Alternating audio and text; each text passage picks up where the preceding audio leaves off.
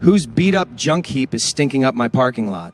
Grant Blackwell held the microphone. 200 employees on the rooftop. Behind him, the screen showed a rusted 1972 Chevy Nova parked between Porsches. Is that yours, Muley boy? He pointed straight at Oscar Anderson. Janitor uniform, standing alone. Oscar didn't flinch. She runs fine. Probably faster than half the cars out there. The crowd went quiet. Grant's smile disappeared, then came back, nastier. Faster? That ghetto trash can? He stepped forward. Fine. My Porsche, your junk. I win, car gets crushed, and you're gone. You win, 10% of my company. He turned to the crowd. Easy money, right? Laughter. Every single person. Oscar looked at him, long and still. Deal. One word. The rooftop went silent. Nobody was laughing anymore, and nobody on that rooftop had any idea what they'd just witnessed. Whoa. But here's the thing. That beat-up car everybody laughed at, it's got a story that'll break your heart. Oscar drove south on Gratiot Avenue with both windows down. The Nova coughed at every red light. The exhaust rattled. The steering wheel shook above 40. From the outside, a scrapyard car, faded blue, rust eating through the wheel wells, a crack running the full length of the windshield. He turned onto his street in Southside. Small houses, chain-link fences, porches where old men played dominoes. His house sat in the middle of the block, white siding gone gray. He parked, killed the engine. His hand went to the ignition key. Brass. Worn smooth. 5 words scratched into the metal by his father's hand in 1986. Speed is nothing. Heart is everything. His father had given 2 keys, one to Oscar, one to Terrence. Oscar still had both. Inside, the house was clean, the way a man living alone keeps things clean. Nothing out of place, because nothing gets used. One framed photograph above the TV. 2 teenagers standing in front of a gleaming Chevy Nova. Chrome bumpers catching the sun. The older boy's arm around the younger one, both grinning so wide it hurt to look at. Summer of 2003. Terrence was 16, just helped rebuild the transmission for the 3rd time. Grease under his fingernails, pride all over his face. 6 years later, Terrence was dead. Oscar didn't look at the photograph. He walked past it the way you walk past a scar you've memorized. Sat at the kitchen table in the dark with the brass key in his hand. Somewhere in his chest, an echo. Terrence's laugh, high and loud. The growl of an engine at redline. Then nothing. Just the place where a laugh used to be.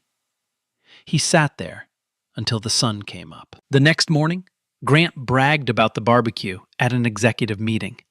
8 executives. Italian coffee. You should have seen his face, standing there with his little paper plate like somebody invited him. Everyone laughed, except Patricia Cole, VP of Human Resources. Grant, you publicly threatened to terminate an employee and destroy his property.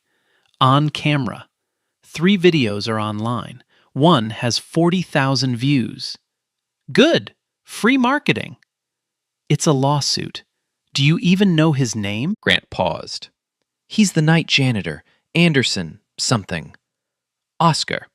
Oscar Anderson. 9 years. 0 complaints. 0 absences. Great. Then he knows how to follow instructions. Meeting over. But in the back row, Colton Blackwell, 22, Grant's son, 6 weeks into his first job in marketing, had Oscar's employee file open on his laptop. Something about the barbecue video nagged him. Not the bet, not the laughter. Oscar's face when he said, "Deal." No anger, no fear. Like a man who already knew something nobody else did. That evening, a knock. Oscar opened the door to Nadine Brooks, holding a casserole dish and a face full of fury. Nadine was 60, retired school teacher, Terrence's godmother, the kind of woman who'd feed you with one hand and set you straight with the other. Heard about your little party last night. She pushed past him, set the casserole on the counter. Nadine, some rich fool calls you boy in front of 200 people, and you shake his hand and say deal? It's nothing. It is not nothing, Oscar. Her voice cracked. You've been hiding for 15 years, walking around like a ghost, and not the kind people used to cheer for. She reached into her bag, pulled out a shoebox, old, taped at the corners, set it on the table. Inside, newspaper clippings, yellowed and brittle, grainy photographs, a VHS tape, Ghost, Gratiot Avenue, 95. A photo of Oscar at 23 leaning against the Nova, the crowd blurred with celebration. A headline, Ghost wins Gratiot Championship, 10th straight year. Terrence kept every one of these, every clipping, every photo. Her voice softened. He was so proud of you. Oscar stared at the clippings, jaw tight. That was a different life. That was your life, and you buried it the day you buried your brother. She put her hand on his. Terrence is dead, baby, but you're not. Oscar pulled his hand away, gently, firmly. Terrence is dead because of driving, because I showed him that world, and it killed him. I appreciate the food, Nadine. You should go. She picked up her bag, left the shoebox on the table. The food's for Tuesday, too. Don't let it go bad. The screen door closed. Oscar stood alone with the clippings and the key warm in his pocket. He didn't open the shoebox again, but he didn't close it either. 3 miles away, Colton sat on his bed with a laptop. He typed, Detroit street racing legend, Ghost. One hit from the Detroit Free Press archive. Vivian Tate, 2010. The Phantom of Gratiot Avenue, Detroit's undefeated street racer, vanishes.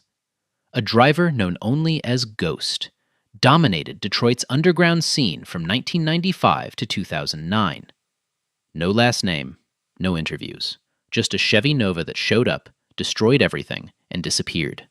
Undefeated. 10 consecutive championships. Then, nothing. After 2009, Ghost vanished. One photograph, grainy, a young black man standing beside a 1972 Chevy Nova. Colton stared at it, picked up his phone, opened the barbecue video, paused on Oscar holding his paper plate. Same jaw, same shoulders, same car. 25 years older. His hands were shaking. Dad, what did you do? Dawn. Oscar on his front porch. Coffee going cold. The street empty. The Nova sat in the driveway. Dew on the windshield. A bird landed on the side mirror, tilted its head, flew off. Somewhere in that engine, beneath the rust, beneath 15 years of grief, 402 cubic inches of hand-built American muscle waited. And in a loft across town, a 22-year-old kid was about to pull on a thread that would unravel everything Grant Blackwell thought he knew about his family, his company, and the janitor who cleaned his floors. 3 days passed. The barbecue videos kept spreading. 40,000 views became 400,000. Half the internet calling Grant a bully. The other half calling Oscar a fool for accepting. Oscar kept mopping floors. Same shift, same silence. If the videos bothered him, nobody could tell. Thursday morning, his supervisor told him to report to the 32nd floor. Mr. Blackwell wanted to see him. Oscar had never been above the 3rd floor. 9 years in the building, and the highest he'd gone was the supply closet, where they kept the bleach. The elevator took 11 seconds. It felt longer than his whole shift. Grant's office occupied the entire northeast corner. floor-to-ceiling windows, a desk that cost more than Oscar's house, 16 model cars on a shelf, perfect replicas of every vehicle Grant owned, a framed Forbes cover on the wall, the man driving Detroit's luxury revival. Grant stood by the window, casual, calculated. "Anderson, sit down." Oscar didn't sit. "Look, the barbecue got out of hand. My lawyers drafted something. Sign a non-disclosure, take 20,000, we both move on. No race, no drama." He slid a manila folder across the desk. Oscar looked at the folder, looked at the model cars, looked at Forbes Grant on the wall. "You don't even change your own oil, do you?" Grant's smile cracked. "Excuse me? 16 cars. 3.2 million in your garage. And I bet you've never laid under any of them with a wrench in your hand, never bled on an engine block, never rebuilt a transmission at 2 a.m. because you couldn't afford a mechanic." Oscar's voice was level, quiet. "You don't know cars, Mr. Blackwell. You know prices." "You're out of your depth, Anderson." "Maybe." Oscar pulled a folded piece of paper from his breast pocket. Notebook paper, blue lines, pencil. He unfolded it and set it on the desk. "I don't want your severance. I'll do your race, but I've got conditions. 5, non-negotiable." He read them, slowly, each one landing like a hammer. 1. You apologize publicly. Same rooftop, same employees. To their faces. 2. The race gets broadcast live on every Blackwell Motors channel. The whole world watches. 3. If I win, the 10% equity funds a community mechanic training center in Southside. He paused, something heavier underneath. Named the Terrence Anderson Center, after my brother. The room went quiet. Grant hadn't known Oscar had a brother. 4. Win or lose, every janitor, custodian, and night shift worker gets a 40% raise and full health benefits. 5. Before the race, you drive 1 lap in my car. Oscar looked up, straight into Grant's eyes. "You should feel what it's like to sit where I sit." Silence. Grant stared. The smug grin was gone. Annoyance, confusion, and underneath, buried where he'd never admit it, doubt. "You're serious? Do I look like I'm joking?" Here was the thing Grant understood, even if he couldn't say it. He needed this race more than Oscar did. The videos were everywhere. The comments were brutal. If he backed down now, the story writes itself. CEO bullies working man, then runs. Oscar could walk away. Grant couldn't. His ego wouldn't let him. And Oscar knew it, had known it since the rooftop. Grant picked up a $600 pen that had never signed anything that mattered to anyone but him. He signed. Oscar took the paper, folded it, back in the breast pocket, next to the brass key. "See you on Gratiot Avenue, Mr. Blackwell." He walked out, didn't shake hands, didn't look back. An employee in the hallway filmed Oscar walking out of the corner office. Gray uniform, stone face, posted to TikTok with 3 words. He said yes. 600,000 views within the hour. By nightfall, hashtag Janitor versus CEO, hashtag Chevy Nova Challenge, hashtag Ghost Returns. That last one caught fire fastest.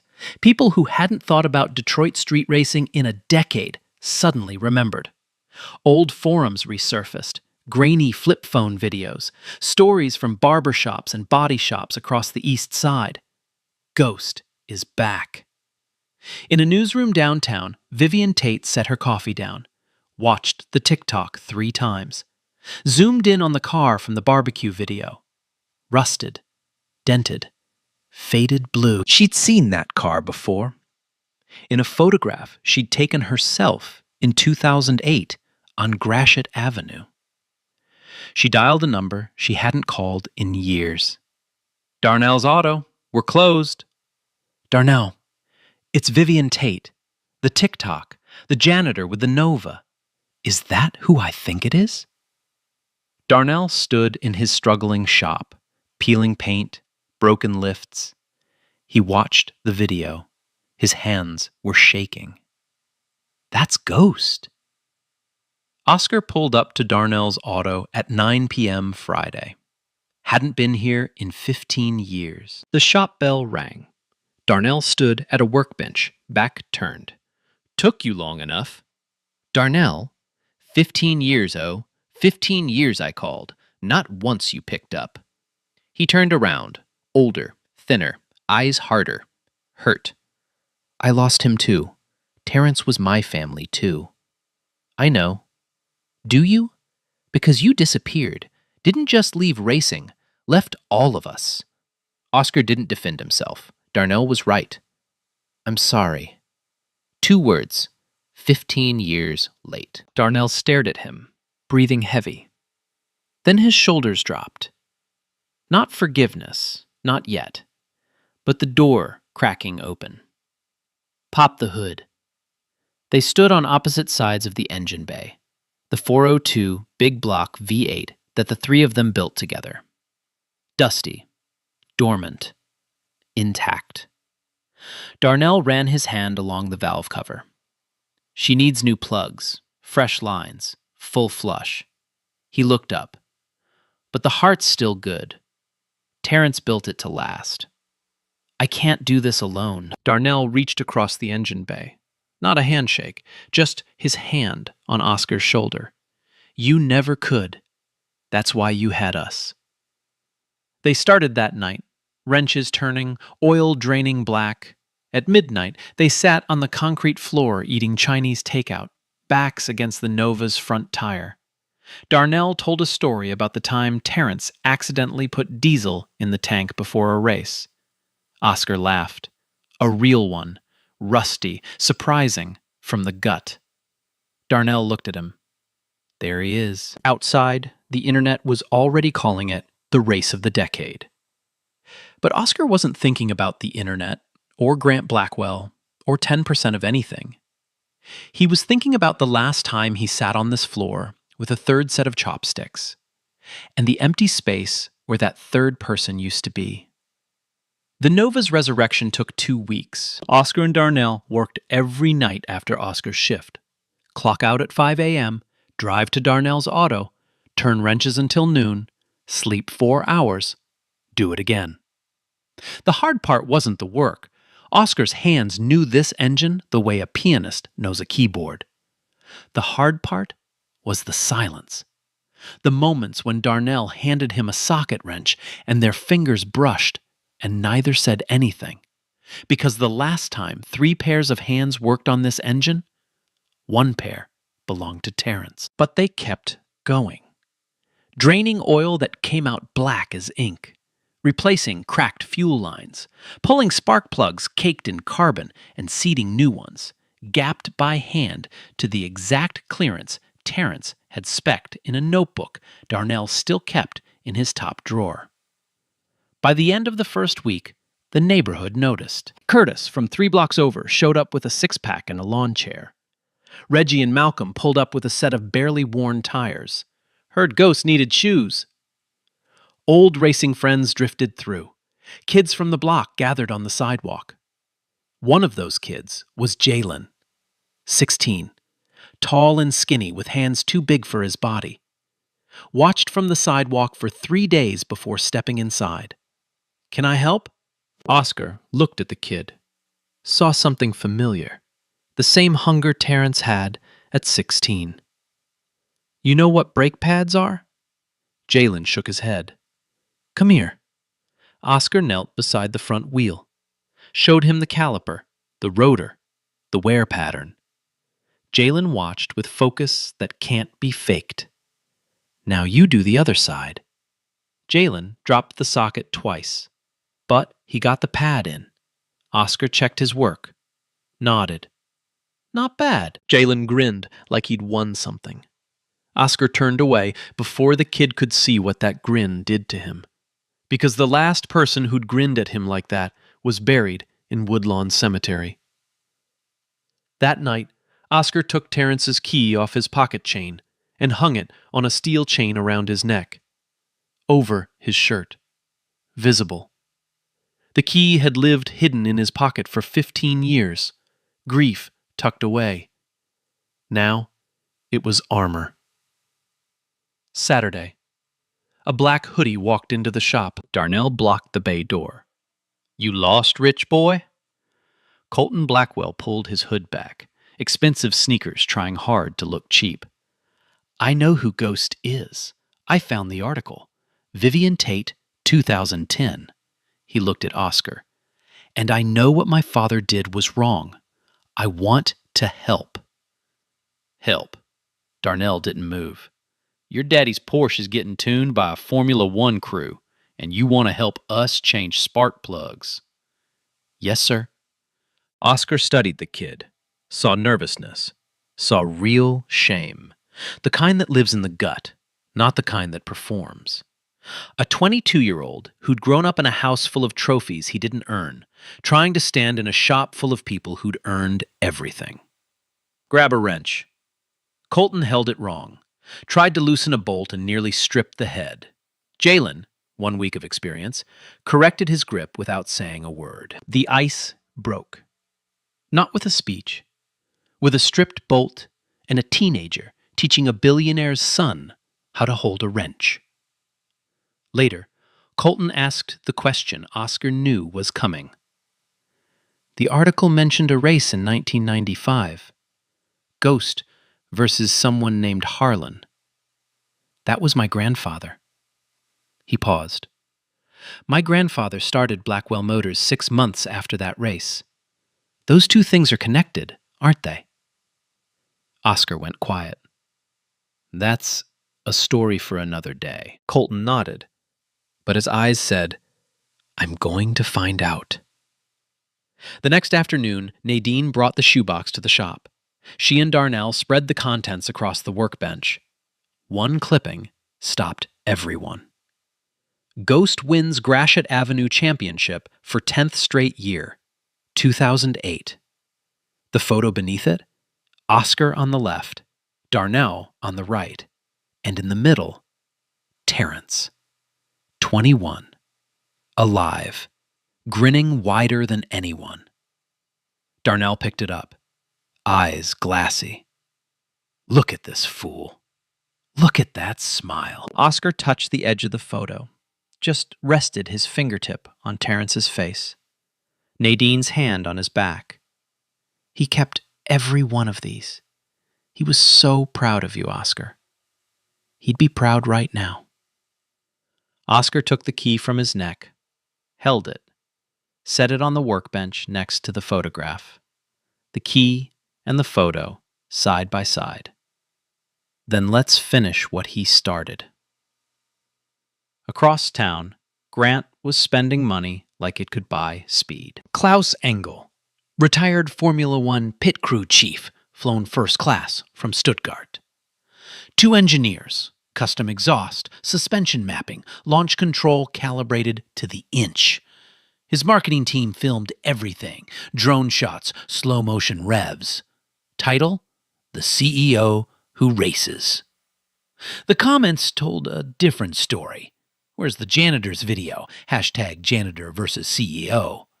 This dude spent $300,000 to beat a 50-year-old Chevy LMAO. #Ghost Returns. Patricia Cole sat across from him, scrolling mentions. The sentiment is 80-20 against you. 2 sponsors called, asking questions. By Sunday, no one will remember the janitor's name. Patricia closed her laptop. She'd learned years ago that arguing with Grant was like arguing with weather. The night before the race, Saturday, 11 p.m. Everyone had gone home. Nadine left a plate of fried chicken on the workbench with a note. Eat. N. Oscar sat alone in the Nova. The car was ready.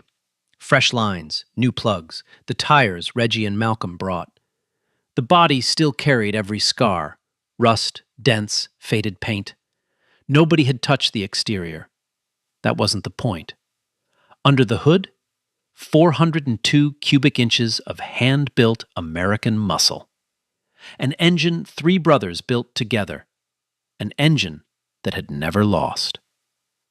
Oscar gripped the brass key in the ignition. I'm not doing this for the money, T. I'm not doing it for him. I'm doing it because you never got to finish your last race. You were 22. You had so much road left. His grip tightened. So I'm going to finish it for you. He turned the key. The 402 big block V8 exploded to life. The shop windows shook. Tools rattled on the pegboard. 3 blocks away, Nadine sat on her porch with a cup of tea. The night was quiet. Then she heard it. A sound she hadn't heard in 15 years. That engine. She set the tea down, closed her eyes, smiled. There you go, baby. There you go. But neither Oscar nor Grant knew that a journalist named Vivian Tate had spent the last 10 days pulling on a thread. And what she'd found was about to turn this race into something neither of them could control. Vivian Tate hadn't slept in 3 days. Her apartment looked like a crime scene. The kind where someone is trying to prove something nobody wants proven. Papers spread across every surface. Printouts pinned to the wall with red string connecting dates and names. 6 browser tabs open. Cold coffee with a skin on top. She'd started with the people who were there, old street racers, retired mechanics, guys who used to run books on underground races in the late 90s. Most didn't want to talk. A few did. A man named Curtis, the same Curtis who'd shown up at Darnell's shop with a 6-pack, sat across from her at a diner on Michigan Avenue. 2 cars at the line, Curtis said. Ghost in the Nova, and some rich kid from Grosse Pointe in a modified Mustang. Twin turbo, custom everything. Spent a fortune. Thought money could beat skill. What was the rich kid's name? Curtis stirred his coffee. Blackwell. Harlan Blackwell. Vivian set down her pen. Honey, I timed that race myself. Harlan sat in that Mustang like he owned the street. And Ghost buried him. Wasn't even close. A black kid from Southside just embarrassed Grosse Pointe royalty in front of 500 people. Harlan sat in that car for 10 minutes after. Didn't get out. Something broke in him that night. Vivian went to the Detroit Public Library archives. Microfiche. Old newspapers. She found a small item in the Metro section. October 1995. Underground race draws hundreds to Gratiot Avenue. Police investigate. No names, no photos. But the date matched. Then she found the footage. A VHS tape, digitized by a local historian, sitting in an online archive nobody had touched in years. Shaky camera. Nighttime. Headlights cutting through exhaust smoke. 2 cars at a makeshift starting line. A 1972 Chevy Nova, blue and chrome, gleaming under streetlights. A young black man behind the wheel, 23 years old, calm as still water. The camera panned. A white Ford Mustang, modified, turbos whining. The driver, blonde hair, square jaw, expensive watch catching the light. Harlan Blackwell. Unmistakable. The race lasted 11 seconds. The Nova pulled away like the Mustang was standing still. The crowd erupted. The camera shook with the noise. Vivian pulled up her timeline. Harlan founded Blackwell Motors in April 1996, 6 months after the race. She dug into the original investor pitch deck, scanned and uploaded to a financial database. Page 3. A section titled Founder's Vision. One sentence jumped off the screen. I have experienced firsthand the humiliation of losing to inferior machinery.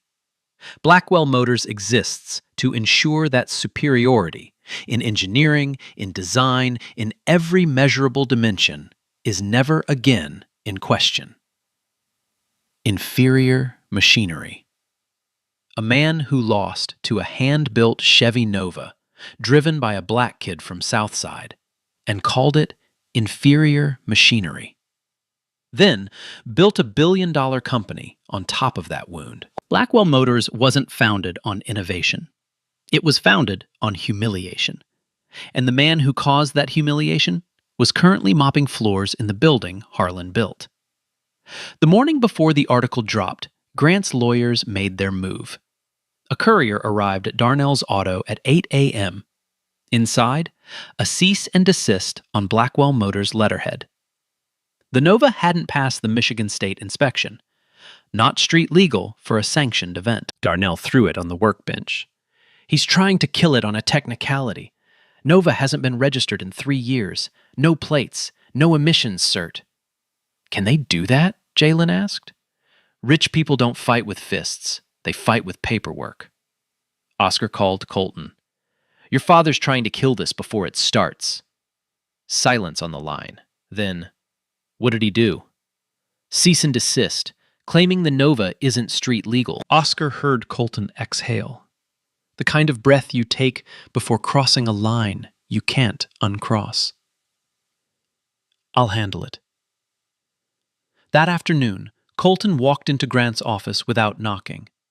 Grant was on the phone with Klaus Engel, discussing tire pressure. The cease and desist. Pull it back. Not now, Colton. You made the bet. You signed the conditions in front of 200 people on camera. Colton's voice was steady, but his hands were fists at his sides. If you back out on a technicality, every single person on the internet will know you were afraid to race a janitor in a 50-year-old car. This is a business decision.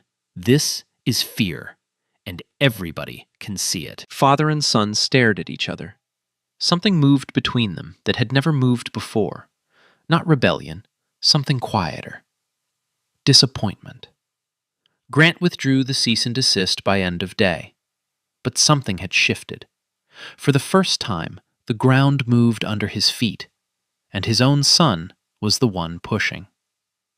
The article hit Thursday at 6 a.m. Front page of the Detroit Free Press, digital edition. The Ghost and the Empire.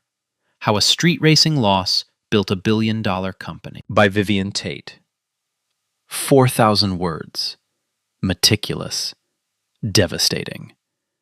The 1995 footage, now hosted on the Free Press website. The investor pitch quote. Interviews with 6 former street racers. A timeline showing the founding of Blackwell Motors exactly 6 months after Harlan's loss. And 2 photographs side by side. On the left, young Oscar Anderson, 1995, standing next to the Nova after the championship. On the right, present-day Oscar, janitor uniform, walking out of Grant Blackwell's office with a folded piece of paper in his pocket. Same man, same car, 30 years apart. By noon, 2 million reads. By evening, CNN, ESPN, the New York Times. Twitter didn't just trend, it detonated. Hashtag the ghost in the empire. Hashtag janitor versus CEO. Hashtag ghost returns. The story wasn't about a race anymore.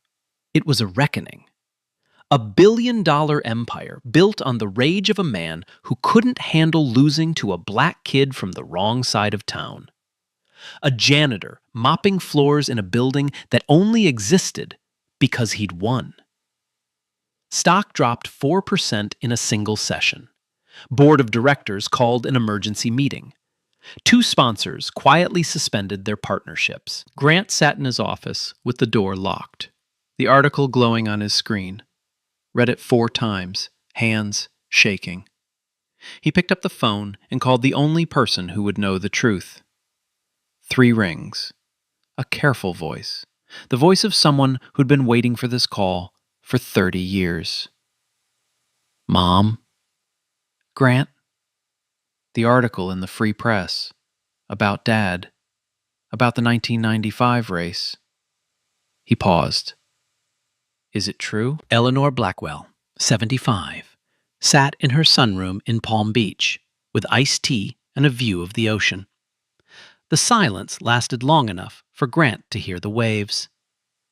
Your father was a proud man, Grant. Too proud. Is it true? He raced a boy on Gratiot Avenue, a black boy, a nobody, he called him. Drove some old Chevrolet. She paused. Your father lost. Badly. In front of everyone. And he never recovered. Not really. Everything your father built, the dealerships, the brand, all of it, was to make sure he never felt that small again. Her voice cracked. It ate him alive, Grant. Every single day. Until the day he died. Grant hung up. Sat in the dark, staring at his father's portrait. Harlan Blackwell. Founder. Visionary. The man who built an empire from nothing. Except it wasn't from nothing. It was from a loss. A loss to the man who cleaned Grant's toilets. Man, are you kidding me? 9 years. 9 years this man mopped floors in a building that only exists because he won. And nobody knew.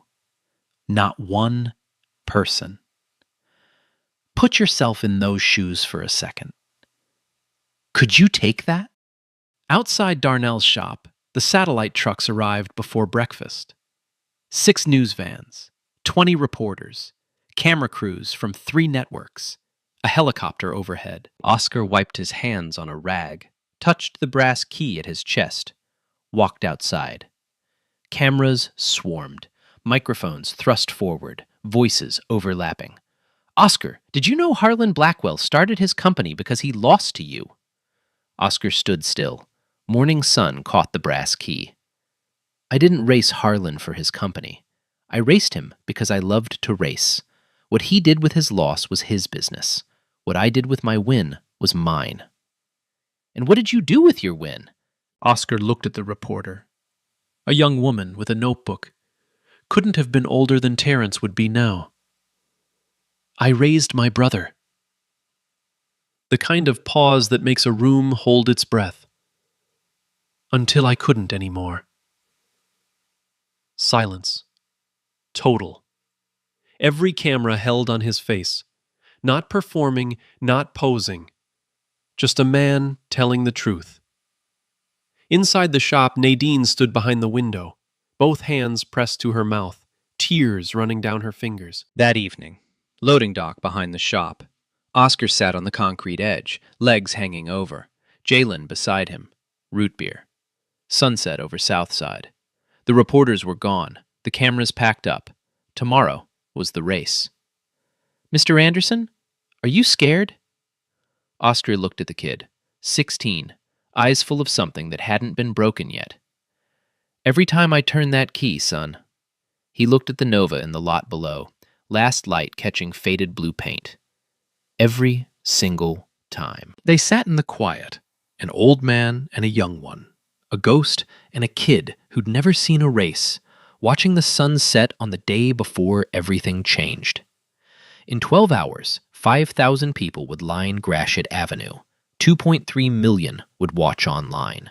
A Porsche worth $380,000 would face a Chevy Nova held together by rust and memory.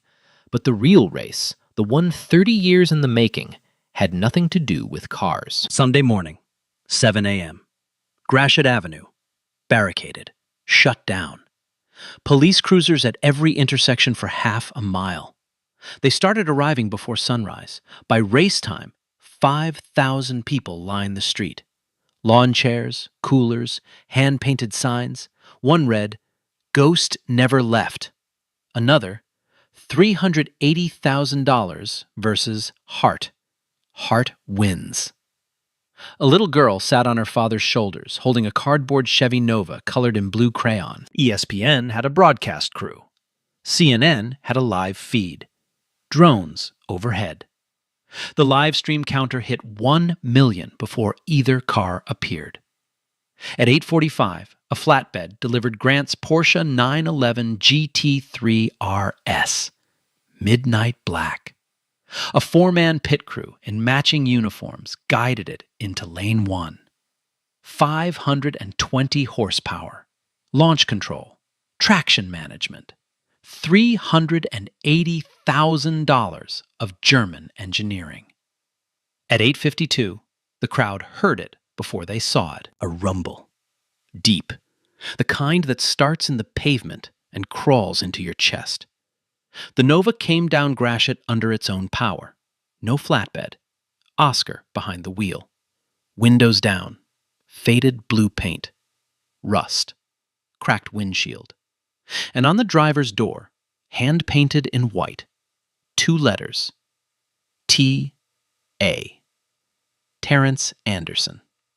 The crowd saw them. The roar shook the barricades. Oscar pulled into Lane 2, killed the engine. Grant stepped out of the Porsche. Racing suit, Blackwell Motors logo. He looked at 5,000 faces, most of them not on his side. For the first time in his life, his money didn't matter, and nobody was impressed. Condition 5. A race official announced it. Mr. Blackwell will complete 1 lap in the Challenger's vehicle. Grant walked to the Nova. Oscar stepped out and held the door. Said nothing. Grant folded himself into the driver's seat. Too tall. Knees against the dash. Cracked leather. Analog gauges. No screen. Steering wheel wrapped in electrical tape. The brass key hanging from the ignition. He turned it. The V8 exploded to life. The sound hit him in the sternum. The whole car shook. No traction control. No stability assist. No computer telling him anything. Just engine, gearbox, road. He drove the lap slowly. The car fought him. Heavy clutch, no power steering, brakes that demanded real force. Sweat on his forehead before the first bend. The crowd watched in silence. A billionaire in a janitor's car. When Grant pulled back and got out, he paused. His hand rested on the Nova's door panel. Not a slap, not a pat. Just his palm on the metal. Gently. Oscar saw it. Said nothing. Darnell leaned to Nadine. He felt it. Both cars at the line. Lane 1. The Porsche. Climate-controlled. Digital displays. Klaus Engel in Grant's earpiece. Launch control engaged. Full throttle on the light. Lane 2. The Nova. Windows down. No earpiece. No crew. Just Oscar, the brass key, and the smell of old leather and new oil. Oscar closed his eyes for 1 second. He wasn't on Gratiot Avenue. He was in Darnell's shop 20 years ago. Terrence leaning over the engine bay. Listen to her, O. She tells you when she's ready. Green light. Both engines erupted. The Porsche launched like a bullet. 0 to 60 in 3.2 seconds. At 500 feet, 2 car lengths ahead. The crowd gasped. Behind, the Nova was slower off the line. No launch control. Rear tires spun before catching. Oscar didn't panic. He didn't chase. He listened. At 800 feet, the exhaust note changed. Deeper.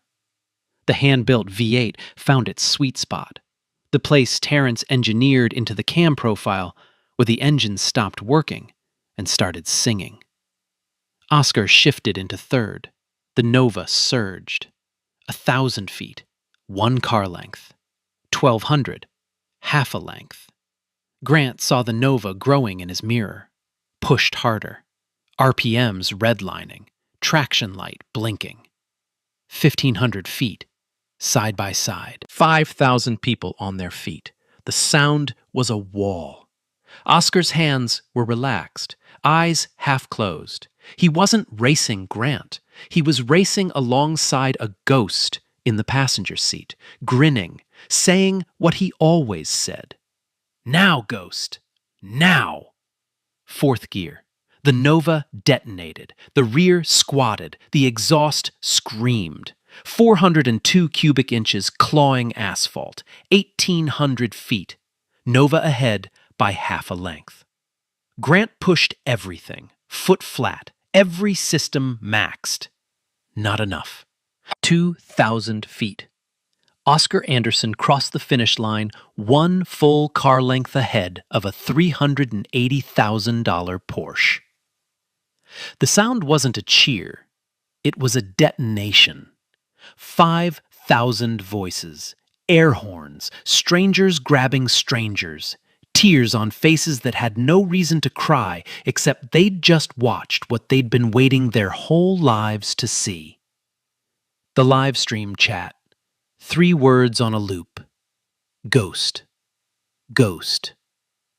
Ghost. Oscar sat in the Nova, engine idling. Reached for the brass key, pressed it to his forehead. "We did it, T. We finished the race." Grant sat in the Porsche a long time, engine off. The crowd chanting "Ghost" like a pulse. He took off his earpiece, got out, walked toward the Nova. 5,000 people held their breath. Oscar stepped out. They stood face to face. Grant opened his mouth, closed it. The arrogance was gone. The performance was gone. Just a man standing in the wreckage of everything he thought he was. "I don't know how to say this. I've never had to." His voice cracked. "I'm sorry. Not just for the barbecue, for all of it. For what my father did, for what I didn't know, and what I should have known a long time ago." Oscar studied him, not with anger, not with triumph, with the careful attention of a man who knows the difference between words that perform and words that bleed. "Apologies a start, but your employees are still waiting on those raises." Grant almost laughed. A real one. The kind that comes from surprise and the sudden absurd lightness of being held accountable by a man who has every reason to hate you and doesn't. Monday morning, they didn't shake hands. Not yet. Some things don't need a handshake. Some things just need a man to stand where he's standing and mean what he says. Vivian Tate stood 50 feet away. Live broadcast. 2.3 million watching. "I've covered this city for 15 years. I've never seen anything like what just happened on this street." She looked over her shoulder at Oscar, still by the Nova, the brass key catching the sun. Oscar Anderson could have been famous. He chose to be invisible. He mopped floors in a building that existed because of him, and never said a word. He didn't race today for revenge. He raced because his little brother never got to finish his last ride. She steadied. Oscar Anderson didn't need Blackwell Motors. But Blackwell Motors, and maybe all of us, needed to remember Oscar Anderson. Behind her, the crowd still chanted, but Oscar wasn't listening. He was sitting in the Nova with the door closed and the engine off, holding a brass key that said "Speed is nothing, heart is everything." And for the first time in 15 years, he believed it. 1 week later, Grant Blackwell stood on the same rooftop terrace where he'd called Oscar Anderson boy. Same terrace, same employees, plus 100 more who came just to be there. No barbecue, no big screen, just a man and a microphone and the weight of what he'd done with it last time. He spoke for 4 minutes. No script. His PR team had drafted something polished. He'd thrown it away. 3 weeks ago, I stood right here and humiliated a man I didn't know. I didn't know his name. I didn't know the car I laughed at was the last thing his brother ever touched. I didn't know my father's company exists because of a race that man won 30 years ago. He paused. Some faces sympathetic, some still angry, most just watching. I used words I've been hiding behind my whole life. Words that let me feel bigger without earning it. That stops today. 40% raises for every custodial and maintenance employee. Full health benefits, effective immediately. 10% equity, approximately $94 million, transferred to a nonprofit, the Terrence Anderson Foundation. Oscar Anderson, sole director. Grant looked at the back of the terrace. Oscar stood there, same spot as 3 weeks ago, wearing his gray uniform, one last time, by choice. Their eyes met. Grant nodded. Oscar nodded back. That was enough. Oscar turned in his badge the next morning. 9 years of night shifts. He didn't leave because the job was beneath him. He left because Terrence needed him somewhere else. The building was an abandoned warehouse on Livernois Avenue. Broken windows, pigeons in the rafters. Oscar stood in the middle and saw what nobody else could. Mechanic bays, classrooms, a diagnostics lab, a drag strip simulator. Darnell looked around, kicked a piece of concrete. You see a community center. I see a building trying to kill us. I see both. We start tomorrow. 6 months of renovation. Oscar there every day. Darnell ran the mechanical build-out. Nadine organized the curriculum. Jalen showed up after school, sweeping, carrying lumber, learning blueprints. Colton handled the money, permits, insurance. Everything the Blackwell name was good at turned towards something it had never been used for. The sign went up on a Tuesday. White letters on blue. The same blue as the Nova. The Terrence Anderson Community Auto Center. Ribbon cutting. Saturday in October. 300 people on folding chairs. Cool air. Gold light. Nadine in the front row. Darnell beside her in a clean shirt. First time anyone had seen him without grease in 30 years. Jalen in a Navy Center t-shirt. Colton in the back row, quietly. Oscar stepped to the podium. Black shirt. The brass key around his neck. The last time it would hang there. I spent 15 years trying to be invisible. I thought if nobody saw me, the pain couldn't find me either. But pain doesn't work that way. It finds you in the dark. It sits with you. It waits. His voice was steady, not practiced. The voice of a man saying out loud what he'd said to himself 1,000 times in the dark. My brother Terrence was the bravest person I ever knew. Not because he was fast, though Lord he was fast. Warm laughter. But because he believed a kid from Southside with a wrench and a dream could build something beautiful. He built this engine. He built this car. And in a lot of ways, he built me. Nadine's hand found Darnell's, both crying. I didn't race on Gratiot Avenue to prove anything to Grant Blackwell. I raced because Terrence never got to finish his last ride. He was 22. He had so much road left. And every kid who walks through these doors, every kid who picks up a wrench for the first time, that's Terrence, finishing what he started. He lifted the brass key.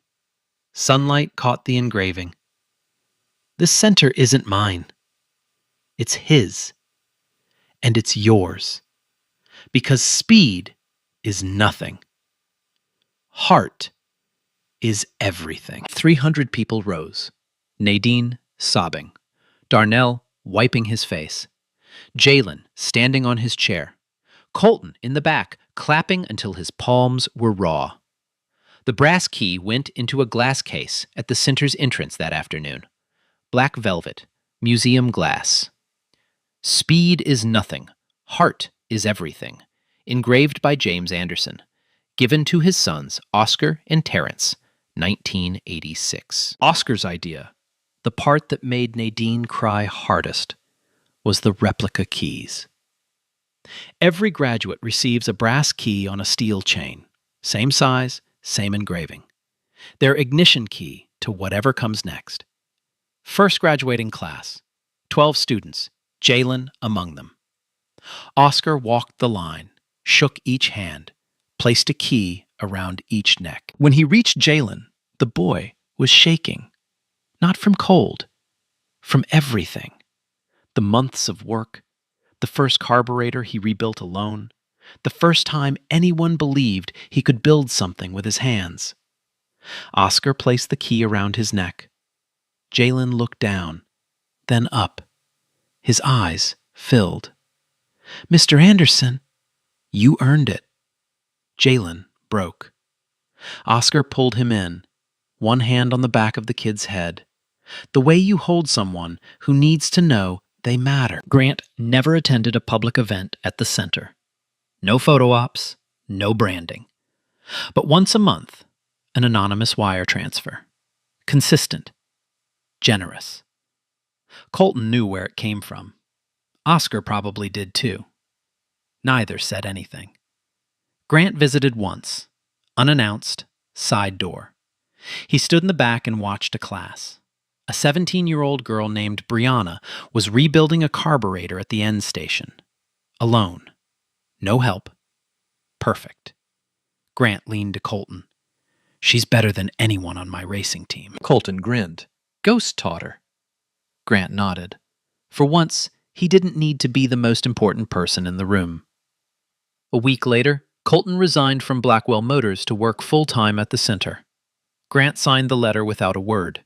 No argument, no lecture about legacy. He signed it the way a man signs something when he finally understands that legacy isn't a name on a building. It's what your kid chooses when you're not watching. Late evening, November. The center closed, lights off, tools hanging in perfect order. Oscar walked through the empty shop floor, stopped at the far wall. 2 photographs. The first, Oscar, Terrence, and Darnell. Gratiot Avenue, 2008. 3 men, arms around each other, the Nova behind them. The second, taken 3 weeks ago. Same location, same pose. Oscar, Darnell, Jalen, Colton, and 20 students. Same car, different generation. Oscar placed one hand on each photo. Left on the past, right on the future. He walked outside, November cold, the kind that clears your head. The Nova sat in the lot, still rusty, still scarred, still beautiful. The original key in the glass case now, a replica in the ignition. He turned it. The V8 rumbled to life. Windows down, radio off. Just the engine and the road and Detroit moving past in streaks of light. 3 blocks from home, Nadine sat on her porch. Too cold for the porch, really, but she sat there anyway, the way she'd sat for 20 years, with coffee and a quilt and the patience of a woman who'd learned some things come back if you wait. She heard the engine before the headlights. That sound. The Nova rolled past, didn't stop, heading south toward Gratiot, toward the river, toward whatever comes after you've finished the race you were always meant to run. Nadine lifted her coffee cup. Go, Ghost. Man, I'm done telling this, and I still got chills. If this hit you, share it. Smash that subscribe. Hit the bell. Because somebody out there is getting overlooked just like Oscar was. And remember, don't measure a man by what he drives. Measure him by what drives him.